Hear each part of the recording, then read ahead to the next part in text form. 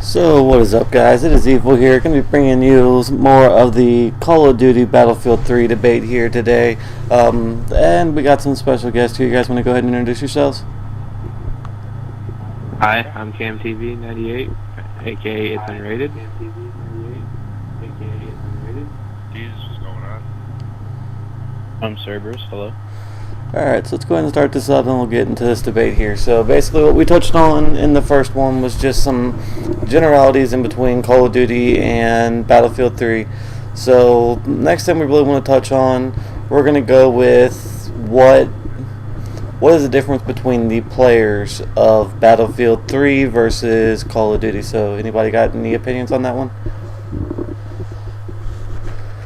Well, I would say in Battlefield 3 you have a little bit more, like, if for your snipers you have a little more, there are more campers, and with Call of Duty it's more of a run and gun style, like gameplay style for most of your maps. Yeah, but I played Battlefield quite a bit. I'm a Battlefield player, more of a Call of Duty player. There's two different levels of sniping. There's people who camp and there's people who snipe and still PTFO.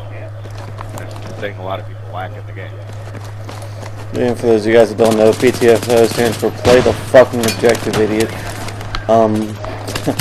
Of course I did the idiot part, but in my opinion, yes, you have a lot more running gunners on Call of Duty than you do on Xbox, on Battlefield, but the difference between that is the actual game mechanics, play style, that basically on Battlefield it's more towards the real life style, combat systems versus the, this individual can just run around and know he's going to respawn. So in that aspect, I can generate more towards the Battlefield playstyle of camping and things like that because of the real world impact of these situations. Versus where you have on Battlefield XABCD individual that doesn't want to die specifically because the respawn delays and things like that are impacted upon the actual gameplay. But what I notice a lot of in Call of Duty is you have the campers in Call of Duty. What makes them camp versus what makes a Battlefield 3 player camp?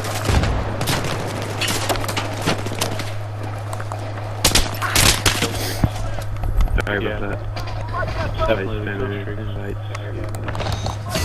because in Battlefield you don't have kill streaks, so there's really no reason to camp.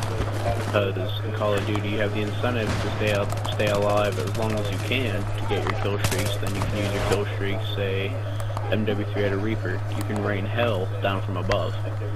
In Battlefield, it's more of a fair game. You just work together. Yeah, the work with closest your you can team. get to raining hell in Battlefield 3 is chopping. Exactly. A better pilot at that, but then you can get run into the problem with people who want to fly the helicopters, but that's all they do. They don't play the objective. They'll sit there and wait for the jet to spawn, the helicopters to spawn. So you might be, on Xbox, it's like 12 on 12. You might be running 7 people, and the other half are just waiting to spawn in. You kill the helicopter or the jet right away. Yeah, take them out of the Battlefield 4, but at the same time, keep it in for certain games. But I think Battlefield 4 should not have jets. Fine, just without it. Well, I agree with the fact of putting in those shooter styles, where you have the different gameplay mechanics versus, your air, your ground, and then your troop mechanisms, which gives you a more prevalent Battlefield experience. But the difference between those two are the fact that when you have a individual, why the fuck are you in my spawn, you stupid bitch? But when you have a individual that's, as you said, a helicopter camper, then you have B individual that's a ground pounder, basically. It does generalize the gameplay mechanics and give you multiple different aspects of the game itself.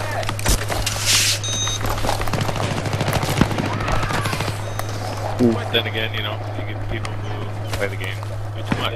The Battlefield, the Call of Duty. Oh yeah, you have the people that hit the level cap within the first month of the game. That's the one good thing about Battlefield versus Call of Duty, is Battlefield has a lot higher level cap, but at the same time you also have to worry about those individuals that are the no-lifers, that they don't. Benefits to having something like that on your team because they're good. Yeah, but then you go up against them and then they have all the better weapons, and Battlefield's all about the weaponry that you choose. Like this faggot running around with their economics that won't fucking die because all he has to do is single shot because he's got buckshot on him. But, when you actually get into like actual mechanics and the way the games are played, would you say that Call of Duty is a better game, or in generality Battlefield's a better game? Battlefield. Battlefield. I prefer Battlefield. I can play any other game. Yeah. That would probably be the next first-person shooter I would buy. Would be another Battlefield game. I mean, Battlefield's great. Requires more skill than Call of Duty. Can't just run around and expect to win the game by yourself. Yeah, there's teammates. Yeah, like you have your health packs and stuff, your ammo, resupplies, One of your squad mates dies right next to you, pull out your defibrillator. Hey, guess what? Exactly. Go kick some ass. You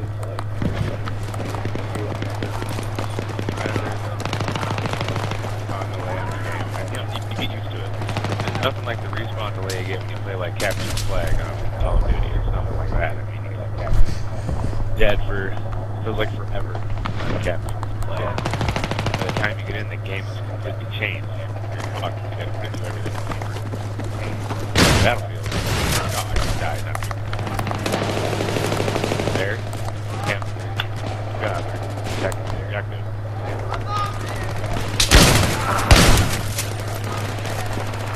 Oh wow, yeah, because... Alright, dude, right there. Yeah. Using One thing I the love M320. about Battlefield. One thing I love about Battlefield is the pistols actually have a purpose. Yeah. Call of Duty, I don't see a purpose in pistols because everyone's running around with machine pistols. So it's like, what's the point in them being there? Because you're just gonna get outgunned unless you're playing hardcore. And even then, you'll still get outgunned unless you get the Or jump. like a game mode that is pistol based, like one in the chamber. But yeah, that really shouldn't be classified as pistol game mode. Yeah, but if you think about it logically, what you're saying, your argument with one in the chamber and those type of game modes isn't a really valid argument, just specifically because everybody's running around with the same exact weapon, whereas you have, your Call of Duty. And it's also lower damage, or I mean, high damage. Yeah, you can get. They put Magnum ammo in Battlefield 3. I don't remember. I think they did. How did you know where I was? They got two snipers camping outside. But, as you get into the differences between the Call of Duty game and the Battlefield game, in generality, instead of comparing the games because they're two different beasts, basically, you actually need to start comparing the differences, the general differences versus the actual hardcore differences between the two games.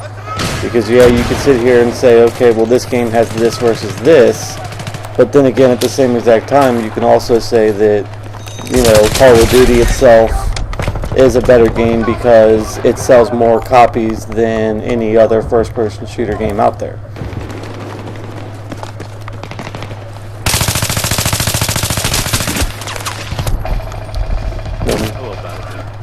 It's, in a way, it's a subjective player opinion, You know, you could have individual A, individual B, and individual C, all three saying different things. And what my question is stat for stat, which game is a better game?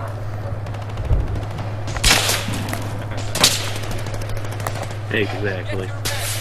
Like for me, it's Battlefield. You know. And I started, I didn't really play online until Modern Warfare when it first came out. That was my first online experience. Halo 2 was fun. Oh, yeah, Halo was Halo 2. That's pretty much. Call of Duty was Halo. Or Call of Duty 4. Your first Call of Duty was Halo? Okay. But anybody's. I think every decent gamer nowadays had their start at Halo 2. Because Halo 2 was the most, at the time, it was the most current game for us. And if you think about the logicality of gaming and the progression of the gaming itself, game developers are not going to touch those classic game modes, those classic games. There's no way that they can do that. Yeah. Another thing too about the Battlefield 3 at least, mechanics of the game between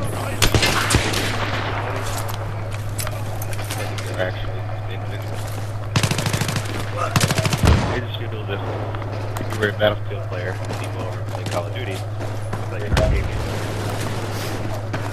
And Battlefield actually feels like a game. in a way, though, that is the debate for the Battlefield game, is that, you know, it is more of a real-time first-person shooter versus, you know, another Call of Duty that really isn't. I guess the best way to state this fact would be that Call of Duty players in general want that Halo experience without having to deal with the Halo bullshit. And that's for a whole other debate right there to bring that into light, but you can't come top. But you know, you'll have, I'd say, 8 individuals doing nothing to support their team in Call of Duty, but at the same time you'll have 20 individuals on Battlefield supporting their team, being generalized team players, and making sure that, you know, basically the PTFL we brought up earlier. You know, that's all Battlefield is about the objective, and you don't catch as many people not playing the objective as you would in a Call of Duty game style, where, I hate to say it, the YouTube scene has made it so that it is not, playing the objective is not looked down upon anymore. High kill streaks has made it so that it doesn't matter if you don't play the objective, because you're still getting some form of a reward while you're not playing the objective.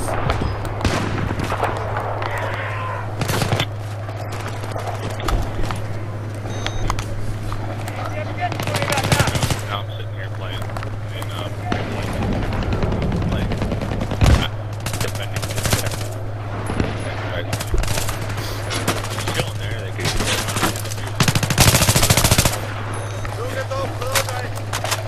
Yeah. Well, we're currently playing Team Deathmatch, so everyone's always playing the objective in this game mode. But when it comes to like game modes like Rush and Conquest, you must constantly play the game mode or you will lose. yeah, that's the thing that's why